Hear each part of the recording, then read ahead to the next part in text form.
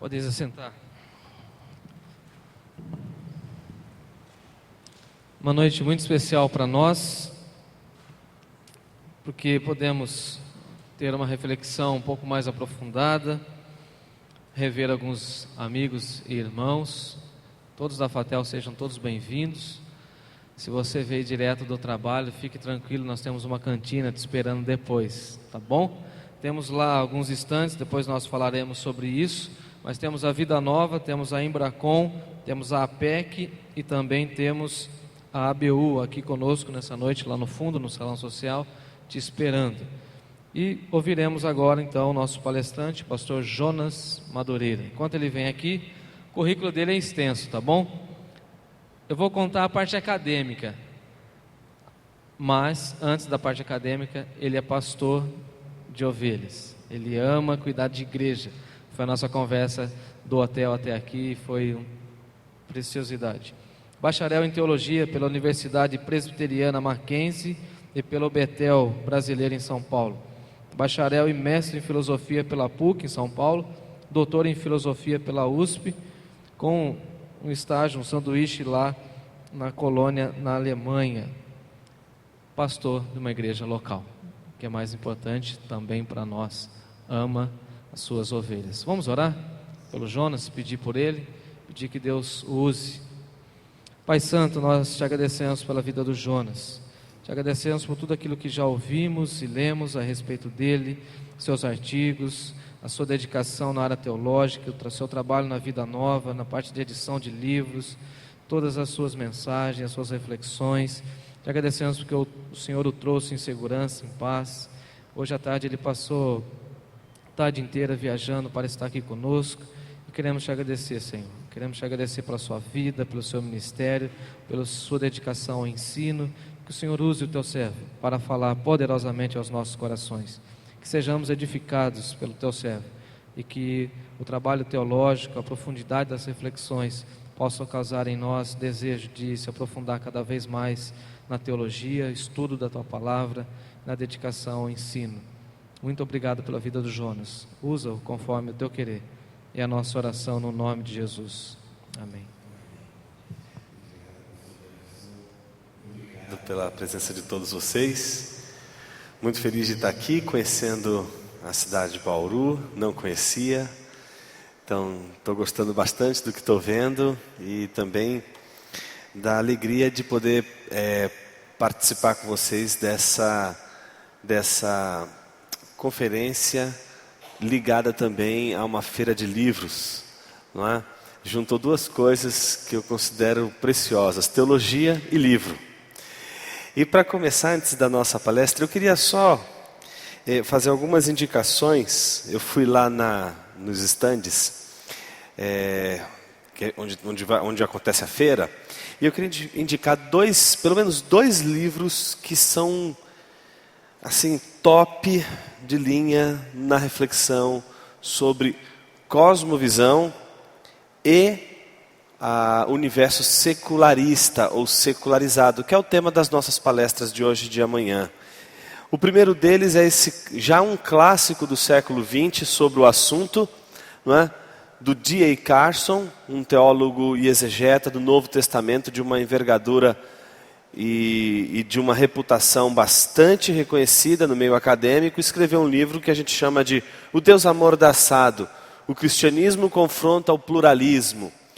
O tempo todo ele vai dialogar com essa cultura pluralista que é a base de toda a nossa compreensão do universo secularista. Então aqui tem uma obra-prima de reflexão sobre o nosso tema, sobre também o contexto que a gente vive hoje. Então fica a dica do Carson, O Deus Amordaçado. Um segundo livro, e esse eu queria dar bastante ênfase, são Visões e Ilusões Políticas, uma análise crítica cristã das ideologias contemporâneas do David Coetzee. Esse livro aqui é um espetáculo, não é? Em termos de didática, em termos de clareza, em termos de atingir o cerne da questão. De todos os livros que eu tenho lido sobre esse tema de cosmovisão, em especial este aqui, em relação às diversas ideologias, ele tem ocupado já um lugar muito forte nas nossas reflexões, de uma influência bastante forte. Primeiro porque ele acredita num aspecto que eu acredito ser fundamental na reflexão. A cosmovisão cristã, ou a visão de mundo cristã, que a gente vai falar daqui a pouquinho, ela é em si já uma tomada de partido em relação ao mundo. Ela não tem que se adequar a nenhuma ideologia, porque ela já é uma visão de mundo. Ela não precisa se adequar a outras visões de mundo. A visão cristã de mundo já é uma visão que precisa ser contemplada como tal. Então não preciso tentar acomodar a visão cristã ao existencialismo, a cosmovisão cristã ao marxismo, a cosmovisão cristã ao movimento político como liberalismo, como conservadorismo, como socialismo, etc. Porque a própria visão cristã já é em si uma cosmovisão. Então a tese desse livro é bem interessante e ele explica as demais visões, as demais ideologias com uma clareza. O livro foi feito e traduzido com um cuidado primoroso. Lucas Freire, que foi o responsável pela tradução, fez questão de pesquisar todas as referências que ele fez e achar elas, as traduções em português. Então você vai encontrar na nota de rodapé as traduções e, obviamente, em português, para que você possa também aprofundar a partir das fontes que ele apresenta aqui. Então é um trabalho super primoroso. Eu queria enfatizar a indicação dessa obra, porque ela de fato representa um tour de force na nossa reflexão sobre política no meio evangélico brasileiro. As duas últimas, Política segundo a Bíblia, princípios que todo cristão deve conhecer, do Gruden. É bem interessante. Não temos aqui, obviamente, quem conhece a obra em inglês sabe que a obra é bem extensa, mas como o restante da temática que ele trabalha do livro é bem pontual no contexto norte-americano, a gente achou por bem publicar apenas os princípios que dizem respeito ao entendimento da política que poderia ser aplicado a qualquer outra cultura. Então fica aqui a dica do Política segundo a Bíblia, do Gruden. É um livro bem interessante para trabalhar, principalmente no contexto que a gente está vivendo hoje, perto das eleições, pequenos grupos, porque a linguagem é muito clara e bem bacana.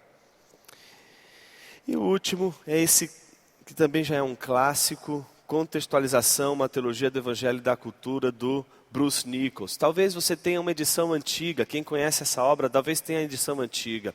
Ela passou por uma completa revitalização, revisão de texto, edição do texto, para melhorar o texto, porque é uma obra de fato impressionante, e que trabalha exatamente essa questão da relação entre o Evangelho e a cultura, que para nós vai ser importante durante a reflexão de hoje e a de amanhã. Qual a relação entre a visão de mundo cristã e as demais culturas? Como a gente lida com as diversas visões de mundo? Então fica aí a dica também, Contextualização, uma teologia do Evangelho e da Cultura, do Bruce Nichols. Jonas, eu estou meio sem grana, eu preciso que você, desses 4, escolher 2. Tá bom? Mas com muito choro e lágrima, porque o legal seria você levar os 4. Agora, deixamos de lado a nossa propaganda das obras e vamos ao nosso tema de hoje. Eu quero trabalhar com vocês 2 partes da nossa reflexão. A primeira é essa, o conceito de cosmovisão, e na segunda parte, amanhã, trabalhar com vocês cosmovisão e secularismo.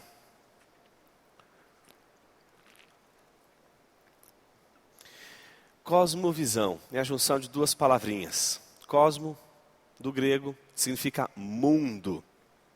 Daí a gente usar a palavra cosmo, não é, para cosmético. Já viu essa palavra? Cosmético. Não é? Porque o cosmo é a ordem que se impõe sobre o caos. Não é? Os gregos entendiam que o mundo era um caos, e aí você precisava ordenar o caos. E a ordenação do caos foi chamada de cosmos. Não é? Daí cosmético, aquilo que põe ordem no caos.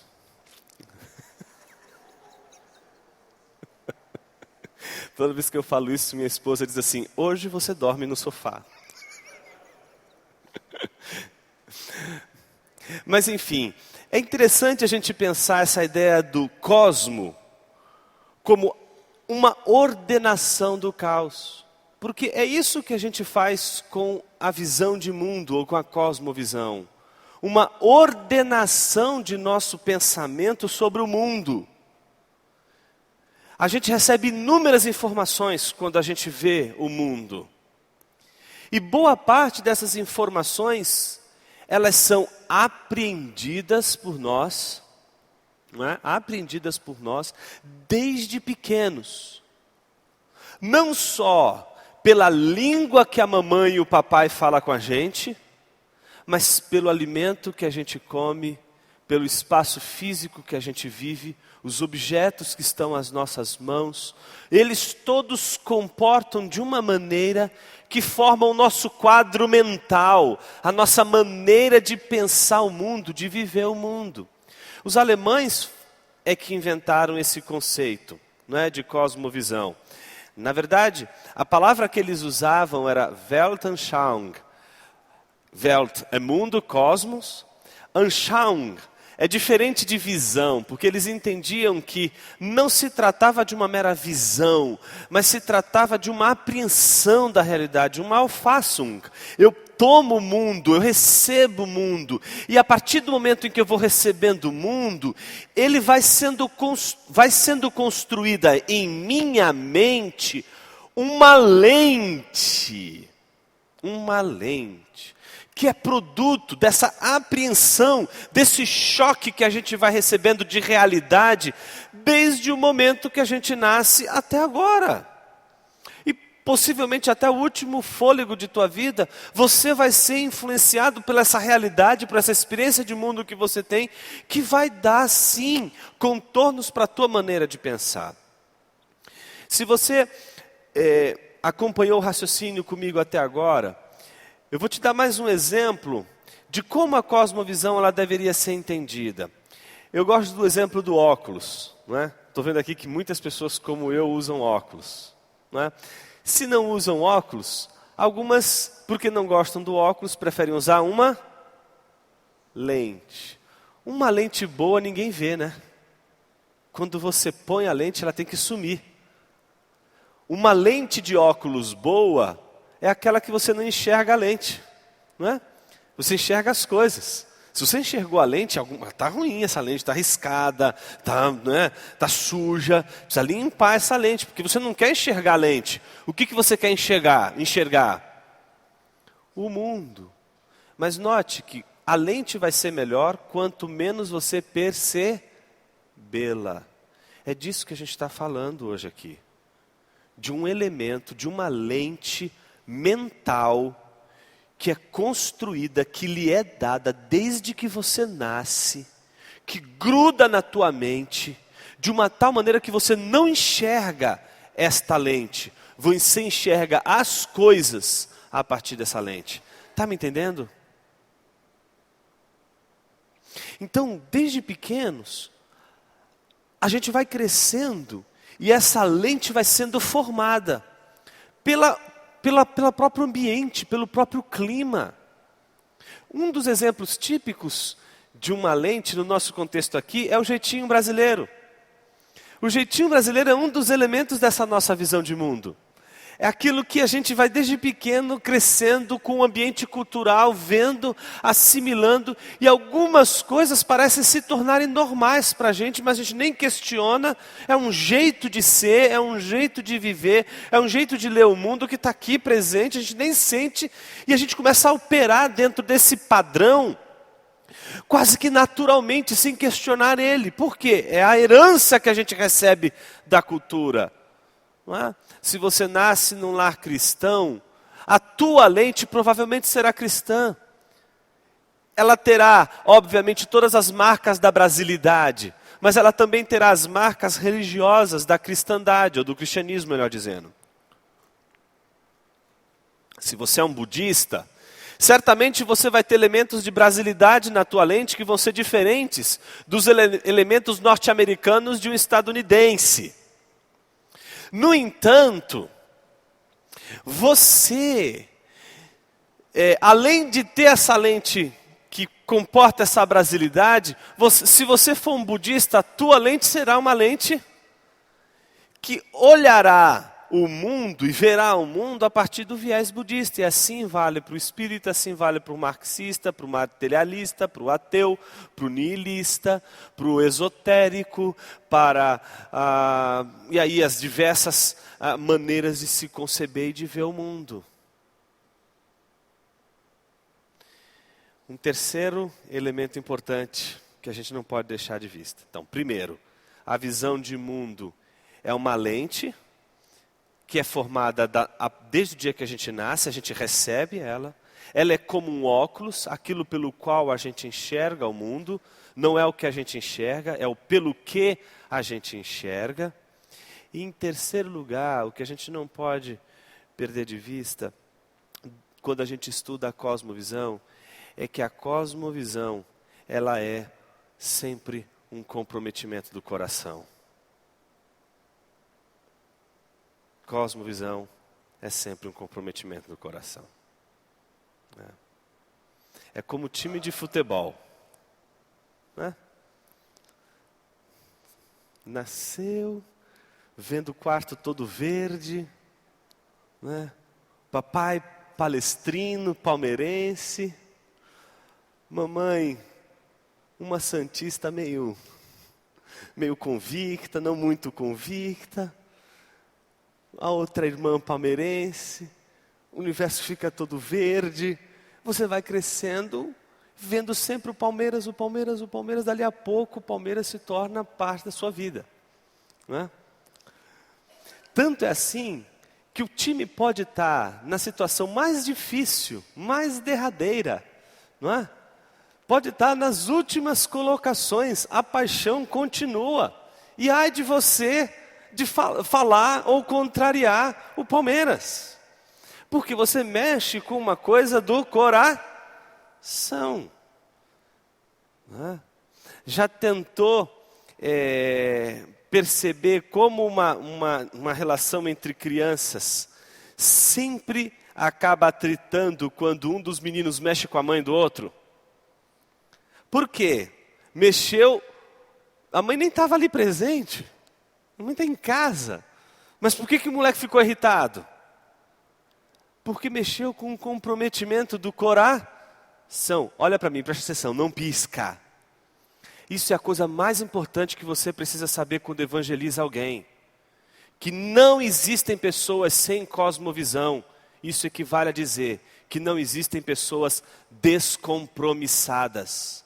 Todos os seres humanos estão comprometidos com uma lente, estão comprometidos com uma visão de mundo. Isso significa que não é só algo cerebral, que é algo do coração. Por isso, eu fico muito estarrecido quando eu encontro algum crente, não é? Que chega lá na igreja e fala assim, pastor, o que foi? Eu fui evangelizar o meu colega de trabalho. Foi, o que aconteceu? E ele me xingou, pastor, eu mandei ele para o inferno. Porque ele me xingou, pastor. Eu comecei a pregar o evangelho para ele, e ele ficou tão irritado comigo, que ele começou a me agredir, e aí ele começou a falar mal do cristianismo, e aí, pastor, eu fiquei tão irritado que eu também comecei a agredir ele. Aí eu sentei com ele e disse, vem cá, você sabe o que aconteceu aqui, né? Não. E aí eu expliquei para ele o que era uma cosmovisão. E eu disse para ele que o que ele estava enfrentando era um conflito. E que o conflito não era com a pessoa e nem com ele, mas era um conflito de visões de mundo. Quando a gente entra num conflito de visão de mundo, a gente não lida apenas com conflito entre ideias. A gente lida com conflitos entre compromissos do coração. O que foi que você disse para o rapaz? Eu disse para ele, pastor, que o evangelho é a única saída para o homem, que esse negócio de encarnação é tudo uma mentira, tá certo? Uma mentira que foi criada e que não serve absolutamente para nada, e que a única verdade é o evangelho, e que ele precisa se converter, porque senão a alma dele está comprometida ao inferno. Aí eu falei assim, meu filho, o que você disse tem razão. realmente o que você está dizendo, eu não vou negar você não. Mas só que faltou sensibilidade. Você, em vez de usar o bisturi, você usou um serrote enferrujado para evangelizar, meu filho. A gente precisa trabalhar com bisturi, não com serrote enferrujado. A gente precisa ter sensibilidade, porque a gente vai tocar em áreas de resistência que representam comprometimentos do coração. Segundo, você espera mesmo que, mesmo você usando o bisturi, pregando o evangelho com todo o cuidado do mundo, você acha mesmo que quando você pregar o evangelho não vai mexer com os comprometimentos do coração das pessoas? Claro que vai. Então não espere outra coisa senão que elas fiquem irritadas com você mesmo, porque você está mexendo nas bases da crença de uma pessoa, você está mexendo com o comprometimento do coração de alguém. Por isso, não tem como mexer numa relação de cosmovisões, não é? com ideias que são comprometimentos do coração, e não mexer com as estruturas passionais do indivíduo. Então, em algum momento, quando você pregar o evangelho, e você pregar tão somente o evangelho, não fique assustado se alguém ficar muito irritado. É porque o evangelho vai tocar nos comprometimentos do coração, vai modificar a visão de mundo. Então não espere que alguém olhe para você e diga assim: ai, que bom que você pregou o evangelho para mim hoje, eu estava precisando tanto. Olha, obrigado, porque você só destruiu 35 anos de fundamentação de uma cosmovisão que eu venho crescendo desde pequeno com os meus pais. Eu quero te agradecer porque você simplesmente abriu um buraco e me colocou debaixo de um abismo, e eu não sei mais o que fazer da minha vida. Eu quero te agradecer. Deixa eu dar um beijo no teu rosto. Filhinho, você vai mexer com as estruturas de pensamento de uma pessoa quando você prega o evangelho. Então não se assuste se uma pessoa ficar irritada com você. Certo? É tanto assim que, se ela agredir o cristianismo, você mesmo vai perceber que você vai ficar irritado.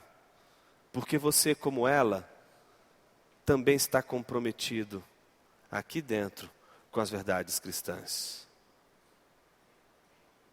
Não é? Vamos pensar no conceito. Não vai dar para vocês lerem porque eu fiz em parágrafos, mas eu vou liberar esses slides, depois a gente vê uma forma de vocês terem acesso aos slides, eles vão estar disponíveis para vocês. Mas tem um livro publicado por James Sire, chama-se Dando Nome ao Elefante. Ele faz uma definição de cosmovisão que eu gostaria de usá-la como base para a gente hoje. Esse é o cara que mais entende de cosmovisão hoje no mundo. É um especialista no mundo evangélico sobre o pensamento de cosmovisão. Né? Tem um livro também dele, tem 2 livros. Esse, Dando Nome ao Elefante, 3 na verdade. Dando Nome ao Elefante, O Universo ao Lado e Hábitos da Mente. São 3 livros que ele tem publicado em português. Esse, Dando Nome ao Elefante, são as bases do pensamento sobre cosmovisão, sobre visão de mundo. Olha o que ele diz. Uma cosmovisão é um compromisso, uma orientação fundamental do coração, que pode ser expresso como uma narrativa ou como um conjunto de pressupostos ou pressuposições. Então pensa o seguinte: uma pessoa sempre vai ter uma visão de mundo, essa visão de mundo sempre vai ser um comprometimento do coração, ela cresce com essa visão de mundo, e essa visão de mundo ela pode ser expressa ou por meio de uma história, de uma narrativa, ou por meio de princípios ou de pressupostos. No nosso caso, a gente tem a narrativa da criação, queda e redenção, ou redenção que caberia também a consumação ou glorificação, que seria o enredo da nossa narrativa de visão de mundo: criação, queda, redenção, consumação, glorificação. E a gente também tem elementos, e a gente pode expressar essa nossa visão de mundo através de pressupostos, como por exemplo, o credo dos apóstolos, né? A crença no Deus Todo-Poderoso, o Deus Trino, o Deus Criador dos céus e da terra, o Deus que se fez carne, o Deus que ressuscitou. Então a gente tem vários elementos que constituem pressupostos para a nossa cosmovisão. Um deles: o mundo foi criado por Deus como algo bom e se tornou mal. Isso faz com que nossa visão de mundo seja absolutamente diferente e seja extremamente singular. Em que sentido? A gente nunca pode dizer que o mundo é mau e a gente nunca pode dizer que o mundo é bom. Um cristão não pode dizer nenhum nem outro, porque o entendimento que ele tem do mundo é o seguinte: olha, o mundo é bom, mas se tornou mal. mas guarda em si o que era para ser e não é. Esse é o entendimento cristão do mundo. Então, se você diz o mundo é mau, ele vai dizer não, o mundo se tornou mau. Ah, o mundo é bom? Não, não. O mundo se tornou mau. Ele foi bom, mas agora ele é mau. Bom, então não há mal, o mundo é todo mal? Não, não, o mundo não é todo mal. O mundo guarda em si o que é para ser e não é. Ele ainda guarda a redenção. Ele não é o mal em si, mas ele se tornou mal por causa da queda. Isso é uma maneira do cristão ver o mundo. Por isso o cristão vai olhar para o mundo e vai ver em todas as camadas, em todas as estruturas do homem, da humanidade e do mundo e da realidade, da natureza, o elemento da queda. E o elemento da queda não diz que o mundo é mau, diz que o mundo é bom, se tornou mal, mas guarda em si o que era para ser e não é. Isso determina a nossa visão de mundo. Quando a gente olha para uma pessoa, a gente não está olhando uma pessoa má, a gente está olhando uma pessoa que ela tem na sua origem, não é? Lá na criação do mundo, a perfeição. No entanto, por causa da queda, ela sofre toda a situação de deturpação, de queda, de desarranjo, de desordem da sua natureza. E que essa desordem está manifesta nos seus vícios, nas suas paixões, nas suas desmedidas, na sua maneira equivocada de lidar com a realidade, mas que ela guarda em si o que era para ser e não é, e que há redenção para ela, nem tudo está perdido. Não é? Então, isso mostra para a gente que a cosmovisão cristã, ela é um comprometimento do coração que pode ser traduzido em pressupostos, como pode ser traduzida numa história. Eu posso ensinar o evangelho e a cosmovisão para minha filha de 9 anos e para o meu filho de 4 anos, simplesmente contando uma história. Contando a história da queda, da criação boa de Deus, da queda que tornou a criação boa de Deus má, e da redenção, que é a obra de Jesus para redimir essa boa criação de Deus que se tornou mal, e que aguarda a redenção última, quando ele virá para instaurar a nova realidade, o novo céu e a nova terra. Então eu posso contar uma história para o meu filho, e ao contar a história para o meu filho, eu sou um agente formador da cosmovisão dele. E eu tomo isso em minhas mãos como uma responsabilidade, porque essa responsabilidade não é da igreja. Essa responsabilidade é minha enquanto educador. Eu é que tenho que fazer isso pelo meu filho. Eu é que tenho que formar a cosmovisão dele. Porque se eu não fizer isso, tenha certeza, outra pessoa vai fazer. Alguém sempre vai fazer a cabeça de nossos filhos. Se não somos nós que temos o maior índice de confiança deles, quando a gente age com amor, com confiança, estabelecendo laços mais profundos com nossos filhos, ou então eles serão ensinados por nossas escolas, por outros professores, por outros educadores. E aí, quando ele entrar na faculdade, e aí você ficar assim, puxa, meu filho não ora mais, meu filho não quer mais saber de igreja, né? A pergunta que a gente tem que fazer é, por quê? Por que a gente tem perdido nossos jovens para a universidade? Porque existe um conflito de visões de mundo, e essa batalha tem como prêmio sempre a mente das pessoas. Então não existe lugar neutro. Não existe situação neutra. Sempre tem alguém, sempre tem algum discurso tentando comprar a sua mente ou orientar a sua mente. Este discurso aqui não é neutro. Esta palestra aqui não é neutra. Essa palestra quer convencer a você da importância da cosmovisão e por que é importante você ter uma solidez na sua reflexão cristã do mundo e ao mesmo tempo perceber as implicações desse comprometimento no mundo da vida. Entretanto, isso que a gente acabou de dizer nos faz perceber que a gente vive num mundo de muitas cosmovisões. E umas são interpretadas por história, outras são interpretadas por pressupostos.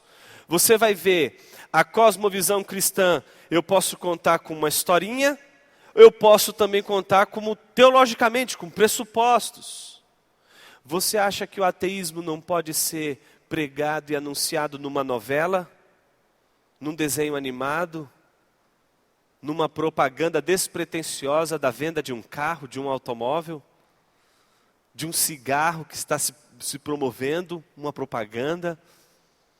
Não existe absolutamente nenhuma manifestação cultural inofensiva.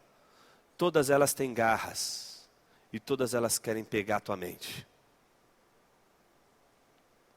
Então é interessante como a gente pode tentar agora olhar para o mundo à nossa volta com outros olhos e tentar perceber esse conflito de visões de mundo nos diversos programas de TV que a gente tem, nos diversos programas de entretenimento que a gente tem, nas diversas esferas culturais que a gente vive, sempre existe uma cosmovisão. Então vivemos numa pluralidade de cosmovisões, desde o relativismo até as convicções de verdades absolutas. Temos inúmeras visões de mundo e todas elas estão lutando por sua alma, todas elas estão lutando por sua mente, todas elas querem cativar seu coração, querem que o seu coração se comprometa com elas. Brian Walsh, que é outro estudioso, também cristão de cosmovisão, ele diz o seguinte: cosmovisões, elas podem ser minoritárias ou majoritárias. O que ele entende por isso? Ele entende o seguinte: temos uma sociedade com um monte de visões de mundo. Por exemplo, no Brasil, a gente tem várias visões de mundo, várias cosmovisões representadas. Na escola, na igreja, na empresa onde você trabalha. Enfim, em várias esferas da cultura existem visões de mundo pululando por aí. Não é? Tanto quanto existem pessoas, existem visões de mundo. Entretanto, a gente sabe que se as cosmovisões estão em conflito, se a gente vive dentro desse conflito, não é? O que traz paz, o que traz ordenamento, equilíbrio nesse conflito de visões de mundo? Uma hierarquia de cosmovisões. Isso mesmo. Toda sociedade tem uma cosmovisão majoritária e cosmovisões minoritárias. Preste bem atenção, não pisque, mais uma vez, você não pode perder isso de vista. Cosmovisões minoritárias não significa minoria. Você pode ter numa sociedade a maioria das pessoas com uma cosmovisão X. No entanto, essa cosmovisão X pode ser minoritária. Porque a cosmovisão majoritária não precisa ser necessariamente a da maioria das pessoas. Basta ser a cosmovisão que domina o cenário intelectual, cultural, social, político, que governa um país, que governa uma sociedade, que dá as cartas numa sociedade, sejam os líderes, os governantes, tudo o que envolve uma governança. Então, nesse sentido, a gente pode ter uma minoria de pessoas, de comunidade, né, com uma visão de mundo que é majoritária, não porque ela seja a representante da maioria das pessoas, mas porque ela tem sido a cosmovisão dominante nas esferas de liderança da sociedade, de governança da sociedade. Estão comigo? Estão comigo? Olha só, cosmovisões minoritárias, por exemplo, as comunidades cristãs e, em geral, evangélicos e católicos. No nosso contexto brasileiro é uma cosmovisão minoritária, embora seja uma cosmovisão ampla. Não é? A maior parte dos brasileiros são cristãos. E aí eu estou pensando naquele grande guarda-chuva que engloba católicos, protestantes, evangélicos, pentecostais, neopentecostais, pensando em todas as ramificações do cristianismo. Ela é majoritária em termos de quantidade, mas em termos de governança, ela é minoritária. Existe uma governança majoritária que a gente vai chamar de secularista. Essa visão majoritária no nosso contexto, que é secularista, não é? Ela tem uma maneira de ver o mundo diferente das cosmovisões minoritárias. E aí você deve estar fazendo a seguinte pergunta a si mesmo: mas por que tem que ter uma cosmovisão majoritária? Tem que ter uma cosmovisão majoritária porque ela é a ela que vai caber a missão de regular os conflitos. Por exemplo, Olha como isso vai ficar mais claro agora. Temos de um lado a bancada de cristãos evangélicos contra o casamento homoafetivo. O outro que é a favor. Um que é contra o aborto, outro que é a favor do aborto. São duas cosmovisões, tá certo? Estão entendidos aqui? Essas duas cosmovisões estão em choque, estão em conflito. Se não existe uma cosmovisão majoritária, sabe o que vai acontecer? Guerra. Vai virar uma guerra civil esse negócio. Precisa de uma outra cosmovisão que vai regular essas relações, que vai julgar essas relações, que vai estabelecer como esses conflitos vão ser resolvidos. Ou seja, cosmovisões majoritárias em todas as sociedades do mundo são aquelas responsáveis por solucionar os conflitos de visões de mundo. Se uma cosmovisão majoritária, por exemplo, é ateísta, e existe uma discussão entre dois aspectos, e o ponto da discussão é um ponto religioso, essa cosmovisão majoritária simplesmente diz o seguinte: olha, isso aqui não tem nada a ver com o que vocês estão falando, isso aqui não tem nada a ver com religião, ponto final. Mas ela vai dar uma solução.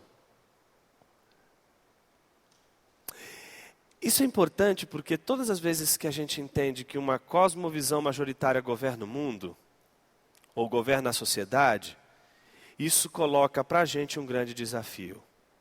Porque podemos ser maioria em quantidade de pessoas. Mas enquanto a gente não ocupar as esferas de domínio e de governança, quem dá as cartas e os regimes de governo do mundo, de relações entre conflitos de cosmovisões, não seremos nós. Como é que uma cosmovisão pode se tornar majoritária? No nosso contexto moderno, quando ela participa da universidade. Não é? Quando você tem professores altíssimo nível, por exemplo, evangélicos, dando aula de ciência política, dando aula de antropologia, dando aula de física, dando aula de matemática, dando aula de zootecnia, dando aula de jornalismo, dando aula de design, dando aula de direito, sendo juristas de primeira linha, ocupando o STJ, ocupando as várias esferas da sociedade. É assim que a gente pode construir uma sociedade em que teríamos uma cosmovisão majoritária cristã. Mas enquanto isso não acontece, não adianta a gente ficar gritando, berrando, falando, porque enquanto a gente não ocupar exatamente os espaços de governança de uma sociedade, estaremos sempre à mercê das soluções não cristãs, porque elas não são neutras, laico não é neutro, não significa não ter posição de visão de mundo, terão posições de mundo que prejudicarão, obviamente, as relações, e ao mesmo tempo teremos uma espécie de movimento de crise existencial. Justamente, por que a gente fica na igreja? Por que o mundo está assim? Por que a igreja não fala? Por que a igreja não faz? Por que os evangélicos não atuam? Porque a gente não faz o nosso dever de casa. Essa é a grande verdade. A gente simplesmente dividiu o mundo em dois. Isso é o que a gente vai falar amanhã, não é? O mundo sagrado e o mundo profano, e a gente acha que a gente só pode servir a Deus no sagrado, na igreja. Mas no momento em que você se torna um empresário cristão bem-sucedido, você é um formador de opinião. Você é um potencial num contexto de formação de visão do mundo, num contexto majoritário. Quando você se torna um professor universitário, quando você se torna uma pessoa que de fato representa uma reflexão relevante para o mundo, não só para o contexto religioso, mas para o mundo como um todo, as pessoas vão querer, obviamente, saber quais são os teus princípios, quais são os seus pressupostos. Nós não estamos fazendo o nosso dever de casa. Por isso, não adianta ficar chorando e dizendo: a bancada evangélica é tão inculta, a bancada evangélica não trabalha direito. Veja, é o que a gente tem. E seria muito pior se eles não estivessem lá. Nossa maior dificuldade, nosso maior pecado é que a gente só sabe fazer crentes para dentro da igreja. E a única maneira de você construir crentes para o mundo começa com a educação dos seus filhos. Começa em casa. Quando em casa a gente mostra a relevância da vida cristã. E a gente não precisa dizer assim: filhinho, lição de hoje, primeiro aspecto credal, Deus Todo-Poderoso. Anotou? Vou tomar lição. O que eu falei? Deus Todo-Poderoso. Aí volta o dia seguinte amanhã. Agora a doutrina da encarnação do verbo. Está entendendo? Não é isso. A gente ensina a cosmovisão em silêncio, vivendo. Vivendo. É vivendo que a gente ensina a cosmovisão. Os filhos vão olhar e vão ver a coerência do evangelho na tua vida. A cosmovisão não se vê, não se transmite como se compra um óculos. Você não pode pensar que você vai comprar um pacote de cosmovisão na igreja para pôr no seu filho. Esta missão não é da igreja, essa missão é tua. Você tem a missão de educar o seu filho, você tem a missão de educar um adolescente. É você que tem a missão de ensinar a visão de mundo cristã. E não se ensina de outra forma, senão vivendo de acordo com a visão cristã de mundo. Enquanto nós não participarmos, a gente vai continuar chorando as diversas manifestações culturais contrárias ao cristianismo. Eu gostaria que você prestasse atenção nesse vídeo que nós vamos tentar assistir. Se não der certo, a gente improvisa. Mas eu acho que vai dar sim. Preste atenção no vídeo.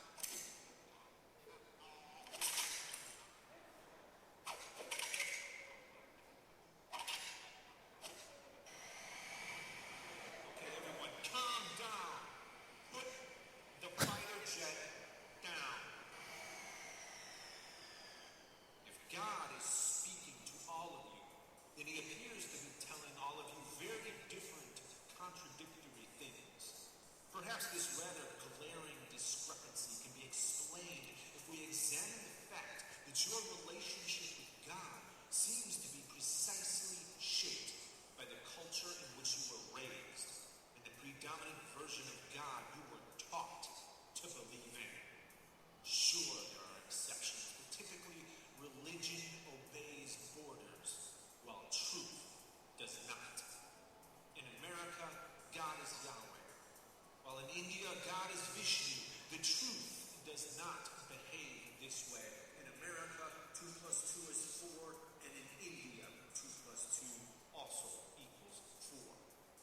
If God's message to us was so dire, so vitally important, then why wouldn't he give it to us in such a clear and precise way so that we would all be in agreement, as evident as a simple math problem in which there is universal agreement, rather than trusting his precious message to be spread by fallible, corruptible human beings? Why would Almighty God allow the continuation of such widespread falsehoods in his name, which would be effortless for him to correct, or never even need to correct in the first place, because a perfect being would have gotten it right from the very beginning? I can't wait to get my own planet.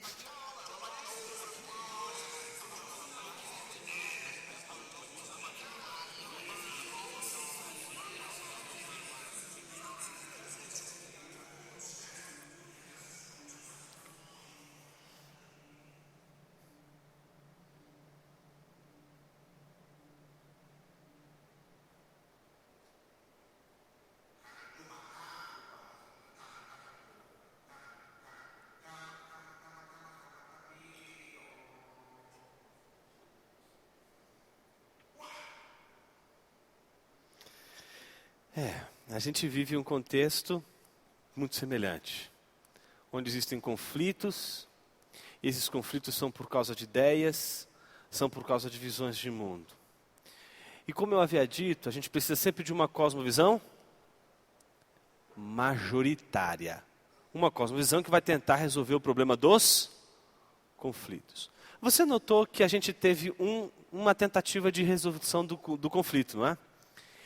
Essa figura que tentou resolver o conflito é exatamente a figura de um secularista.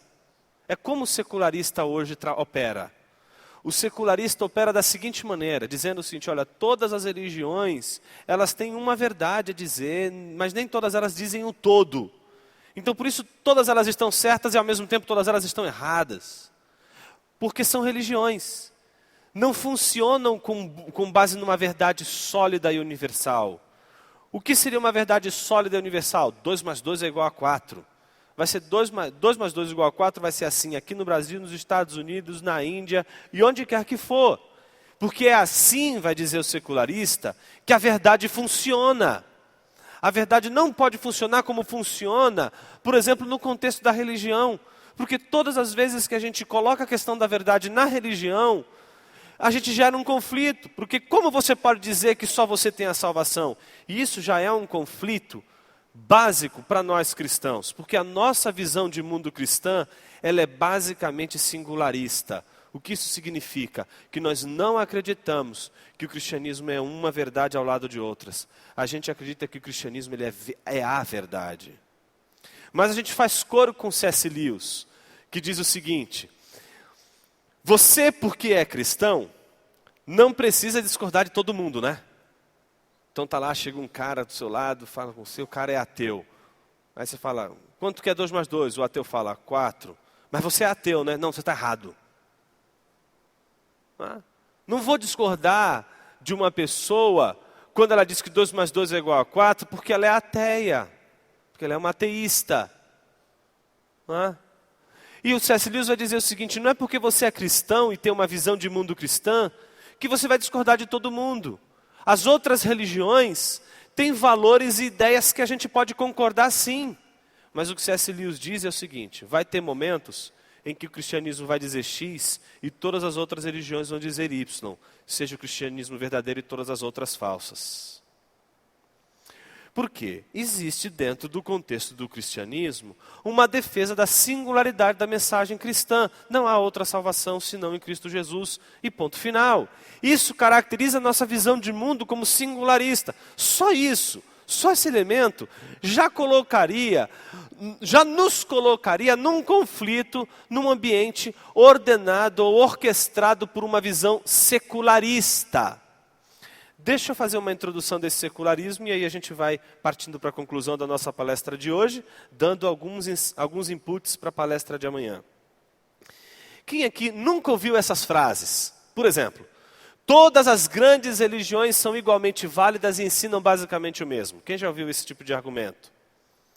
Quem já ouviu esse tipo de argumento? É arrogante insistir que a sua religião é a certa e tentar convencer os outros. Bastante, né? Quem aqui, essa talvez seja a mais conhecida, cada religião enxerga uma parte da verdade espiritual, mas nenhuma delas é capaz de enxergar a verdade toda, a verdade integral. Quem já viu essa? Bastante, né? Principalmente na universidade ou num bate-papo com um amigo, obviamente dominado por uma visão de mundo secularista, porque o secularismo é uma visão de mundo que pensa assim. Entende que a espiritualidade, a religião tem a sua importância, é legal, é bom você ter uma religião, porque isso te dá convicções, não é? A religião pode salvar alguém das drogas, pode salvar alguém de uma situação difícil no casamento, pode trabalhar com o otimismo de alguém, pode ser uma autoajuda num contexto de falência empresarial de uma empresa. Não é? Então a religião ela tem um papel bom, mas ela está enxergando apenas uma parte da realidade, por isso ela não pode dar as cartas na esfera pública. Quem nunca ouviu o argumento do tipo, olha, aqui vale as nossas reflexões públicas e etc. Mas religião, argumento religioso aqui não vale. Quantos de nós já não ouviram isso? Essa maneira de pensar é uma maneira de pensar secularista, secularizada. E o exemplo mais comum que se tem é esse aí. Já viram esse exemplo? São vários carinhas com os olhos vendados. E aí tem um elefante. Eles não sabem que é um elefante, porque eles estão com os olhos vendados. E eles têm que tocar e dizer o que é. Então um toca a pata do elefante e aí diz, pô, uma coluna, né? O outro toca o chifre do elefante e diz, é uma lança. O outro toca a orelha do elefante e diz, um leque, né? O outro toca o rabo do elefante, uma corda. Tá certo? Então o secularista diz isso, ó, tá vendo? Assim é a religião. Quando fala de Deus, ela fala de uma parte de Deus. E por isso ela nunca diz o que Deus é. Ela nunca acerta no que ela diz sobre Deus. Porque ela só está enxergando Deus a partir daquele pontinho que ela está vendo. Note o que um pastor norte-americano, Tim Keller, disse sobre esse exemplo, num contexto em que ele visa evangelizar comunidades secularizadas. Olha o que ele diz, num livro chamado Fé na Era do Ceticismo. Ele diz o seguinte, cada cego, lembra lá da figura? Cada cego, pessoa que tinha os olhos vendados, melhor dizendo, né, podia apenas sentir parte do elefante, mas nenhum deles era capaz de ver o elefante todo. Da mesma maneira, argumenta-se que as religiões do mundo têm cada uma o conhecimento de uma parte da verdade a respeito da realidade espiritual. Mas nenhuma religião é capaz de ver o elefante todo ou reivindicar uma visão abrangente da realidade do mundo, da verdade.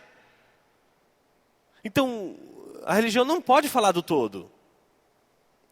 O problema, e aí presta atenção na sacada do Tim Keller, o problema é que a história, essa do elefante, é contada do ponto de vista de alguém que não é cego. Como saber que cada cego vê apenas parte do elefante, a menos que você reivindique ser capaz de ver o elefante todo? Em outras palavras, quem é o arrogante? São os religiosos ou aqueles que dizem, os religiosos só veem a parte, porque eles se consideram aqueles que viram o todo, que enxergaram a verdade, e por isso pode dizer, as religiões falam do que não sabem. Então, nesse sentido, a gente vê como esse argumento é frágil, como esse argumento ele não se sustenta. Não é? E é interessante porque a maior parte de nós vai sucumbir diante desse processo que está instaurado em nossa cultura, amplamente disseminado em nossas universidades, formando o nosso futuro com uma mentalidade que entende o seguinte: existe a esfera religiosa, existe a esfera sagrada, existe a esfera pública, existe a esfera privada. Religião é uma questão de foro íntimo, é uma questão de foro privado. Religião, você conversa com você e os seus pares. Aqui na esfera pública não se pode falar sobre religião. Eu queria terminar a nossa palestra de hoje, a primeira parte desse movimento de reflexão, citando um livro da Nancy Pearce, chama-se Verdade Absoluta. E ela diz que o propósito dos estudos sobre cosmovisão não é outra coisa senão libertar o cristianismo de seu cativeiro cultural, destrancando o seu poder para transformar o mundo. Ou seja, a visão cristã de mundo, ela tem em si uma potência para transformar o mundo. Quem crê nisso? Quem crê que o Evangelho ele é um poder de transformar o mundo que começa mudando a nossa mente? Então a gente acredita que o Evangelho pode mudar uma sociedade. A gente acredita que o Evangelho pode mudar um contexto cultural. Mas como a gente vai mudar esse contexto cultural se a gente está aprisionado, se a gente vive no exílio cultural, se a gente vive afastado do mundo, fora da cultura, fora da sociedade? Um tempo atrás eu escrevi um artigo que chama Varão e Varoa, estamos no século XXI. Né? E esse artigo foi resultado de uma conversa que eu tive com um amigo meu da USP, que ele disse assim: Jonas, me explica uma coisa, você é evangélico, né? Eu falei, sou. Rapaz, que negócio é esse de varão e varoa? Eu não entendo o que esses homens falam, não, varão, varoa, o que é isso? Aí eu falei, caramba, como é que eu vou me sair dessa? Aí eu falei, olha, deixa eu te explicar uma coisa. Aí eu expliquei para ele que as pessoas leem as Bíblias, que são traduções muito antigas. E aí vem com aquela linguagem, varão, varoa e outras mais, que elas incorporam de tanto que elas leem. Mas Jonas, isso é muito bizarro. E eu tive que dar razão para ele. Porque em algum momento a gente se fecha tanto em nosso contexto, que a gente não se percebe que a gente criou um gueto e se tornou anti-evangélico. Deus não nos chamou para ficar num cativeiro. Deus não nos chamou para ficar escondidos num canto. Deus chamou o seu povo para ser sal e luz. Deus chamou você, Deus chamou a igreja para ser sal e luz. A visão de mundo cristã, ela precisa ser como o sal.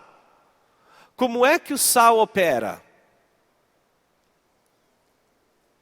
Alguém aqui fica sentado na frente de uma tela enorme de cinema, com um pote de sal comendo? Que delícia!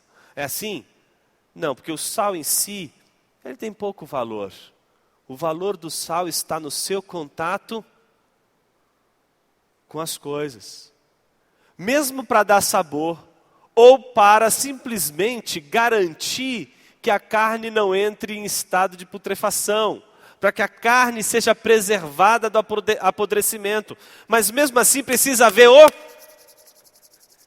contato. Se a igreja evangélica brasileira não tiver contato com o mundo, ela não vai ser sal. Porque o valor não está no sal. O valor está na comida salgada, na comida temperada. O mundo tem que ser temperado com a visão cristã de mundo. E quando o mundo não é temperado com a visão cristã de mundo, o mundo fica ruim de se comer. Segundo, a visão cristã de mundo tem que ser como luz. A luz não pode ficar embaixo da cama. Não é uma boa estratégia para iluminar o quarto, colocá-la embaixo da cama. A gente não pode ficar embaixo dos nossos tetos, escondendo essa luz. Ela precisa ficar num lugar estratégico. Ela precisa ficar num lugar bem alto. não pode ficar embaixo da cama, ela não pode ser omissa, ela não pode ficar escondida, ela tem que aparecer. Mas note, ela tem que aparecer não para que ela seja vista, é a mesma dinâmica do sal, é para que as coisas sejam vistas. As coisas precisam ser vistas. E se a luz ficar embaixo da cama, a realidade não vai ser vista. A única maneira da visão cristã do mundo ser orientadora no nosso século, ela sair debaixo da cama e ela ir para alçar um lugar de onde as pessoas possam enxergar o mundo através da luz da visão cristã de mundo. A luz que Deus nos chamou para ser é como a de um holofote. J.I. Packer, no livro chamado Na Dinâmica do Espírito, ele fala do mistério do holofote. Um mistério muito ausente em nossa igreja hoje, em uma certa medida. Porque o holofote existe, mas existe para iluminar as pessoas. Mas Jesus, ele não quer trazer um holofote para você. Jesus não quer virar uma luz para você. Deus quer fazer de você um holofote. É você que tem que ser um holofote. E o holofote nunca traz luz para si mesmo. A missão do holofote não é trazer luz para si mesmo. Não é ser visto. O holofote tem que estar num lugar para que coisas importantes precisam ser vistas. O mundo não precisa ver a igreja. O mundo precisa ver Jesus. Se o mundo vê Jesus, o mundo saberá que há igreja. Mas note que sal e luz são as coisas mais ordinárias do mundo. Deus não está pedindo para você ser extraordinário. Deus está pedindo simplesmente para você ser natural. Ser aquilo que a cosmovisão cristã provoca na vida de alguém. Ser sal e luz do mundo. Só que para isso, a gente precisa encarar uma visão encarnacional do mundo. Tem um livro que você não pode passar dessa vida para outra sem ler. Está aqui embaixo, acabou de lançar, passei ali na feira, eu vi lá na lista, lá na mesa. Chama-se Igreja Missional, do Cohen. É um livro espetacular. Fala sobre exatamente essa relação da igreja encarnada, ou a igreja que adere uma missão encarnacional, uma igreja que toca o mundo, uma igreja que traz luz no mundo, uma igreja que extrapola os limites apenas da esfera daquilo que é dito sagrado. Não é? É uma igreja que consegue enxergar que as pessoas podem servir a Deus, mesmo que elas não saibam cantar e pregar. Não é? Parece que na igreja hoje a gente só sabe fazer essas duas coisas, cantar e pregar. O que você faz da vida? Eu estudo zootecnia. Não tem espaço para você na igreja. Porque a gente reduziu fazer a obra de Deus apenas a cantar e pregar.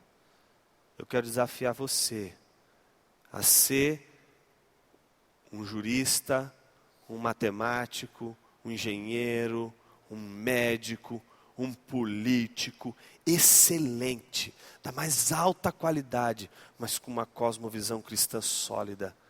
O teu produto, o produto de tuas mãos, vai ser o maior evangelismo. Vai ser aquilo que vai glorificar a Deus e vai fazer com que muitas pessoas olhem para você e digam assim: o que tem de diferente em você? O que está aí? O que está pulsando de novo nessa visão de mundo? Para isso acontecer, a Nancy Pearce diz: o evangelho, ele precisa ser liberto de sua jaula. Ela lembra a passagem de Charles Spurgeon, famoso pregador batista, né? Que dizia o seguinte: o evangelho é como um leão enjaulado. Não precisamos defendê-lo, só precisamos deixar que ele saia da jaula. Hoje, a jaula é a nossa acomodação à divisão secular e sagrado, é o que a gente vai falar amanhã. A gente produziu o secularismo, a igreja produziu o secularismo. Quando a igreja disse, aqui é o sagrado, lá é o profano, o pessoal de lá disse assim: já que nós somos os profanos, somos a esfera pública, aqui vocês não falam. Se vocês quiserem falar, falem lá no ambiente sagrado de vocês. Amanhã a gente vai construir toda essa reflexão, que é exatamente aquilo que nos criou a acomodação, essa divisão, que reduziu o cristianismo a uma crença pessoal e particular. O cristão não tem nada a dizer na política, na psicologia, na matemática, não tem nada para falar. O cristão não pode falar nesses contextos. Como não? como não? A gente só não está falando porque a gente consegue mandar treinar 7 anos um missionário para ir para a Indonésia, mas a gente não consegue escolher um adolescente na nossa igreja e treinar ele, dar para ele mentoria e investir na vida dele para ele ser um matemático brilhante na nossa sociedade. Para que as pessoas olhem, olha, está vendo, é um cristão. Para ser um missionário nas nossas universidades públicas. Porque é assim que a gente vai conseguir impactar esse ambiente não alcançado, esses povos não alcançados dentro da nossa própria cultura. Para destrancarmos a jaula, terminamos assim, precisamos nos convencer, como disse Francis Schaeffer, que o cristianismo não é uma verdade religiosa restrita apenas às 4 paredes de uma igreja, mas ela é uma verdade total, a verdade sobre a totalidade da realidade. Um cristão não pode achar que ele vai transformar as obras das suas mãos em obras cristãs porque ele assina o nome evangélico nas obras, né? Mesmo porque a gente tem muita música dentro da igreja que fala o nome de Deus o tempo todo, mas, meu Deus, é um paganismo, né? O fato de ter o nome de Deus não significa que glorifica a Deus. Entender que as obras de nossas mãos, por mais que elas não tenham o nome de Deus, elas ainda assim glorificam a Deus, porque elas o glorificam na maneira majestosa, na maneira brilhante, pela qual Deus nos deu o dom para realizar uma boa obra. A sua boa obra é o seu melhor folheto evangelístico. Que Deus abençoe a todos. Muito obrigado.